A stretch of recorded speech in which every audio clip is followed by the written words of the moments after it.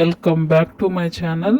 ఈరోజు breaking news ఏంటి అంటే ఆంధ్రప్రదేశ్లో ఉచిత బస్సు విధానం ఎప్పటి నుండి అమల్లోకి రానుంది అనే దాని గురించి మనం మాట్లాడుకుందాం. వీడియోని స్కిప్ చేయకుండా చివరి వరకు చూడండి. నచ్చితే లైక్ చేయండి, సబ్స్క్రైబ్ చేయండి మరెన్నో ఇంపార్టెంట్ అయిన అప్డేట్స్ కోసం. రేపు ఆర్టీసీ రవాణా శాఖలపై సీఎం చంద్రబాబు గారు సమీక్ష, నివేదిక సిద్ధం చేసిన ఆర్టీసీ అధికారులు, త్వరలోనే గుడ్ న్యూస్ చెప్పనున్న ప్రభుత్వం. ఉచిత బస్సుపై మీ స్పందన ఏంటో కూడా మీరు కామెంట్ రూపంలో రాయవలసిందిగా కోరుచున్నాను. అలాగే మరెన్నో ఇంపార్టెంట్ అండ్ అప్డేట్స్ కోసం కూడా మన ఛానల్ని లైక్ చేయండి. త్వరలో మహిళలకు గుడ్ న్యూస్ చెప్పనున్న ఏపీ ప్రభుత్వం. ఇది ఎప్పటి నుంచో ఇంప్లిమెంటేషన్ చేయాలని చాలామంది ఆంధ్రప్రదేశ్లో ఎదురు చూస్తున్నారు.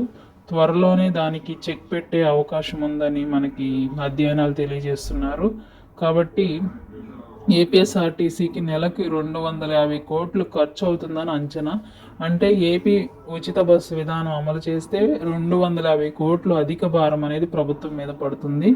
సో ఎలా దీన్ని రెక్టిఫై చేయాలనే దాని మీద సీఎం చంద్రబాబు గారు సమీక్ష చేయబోతున్నారు రేపు.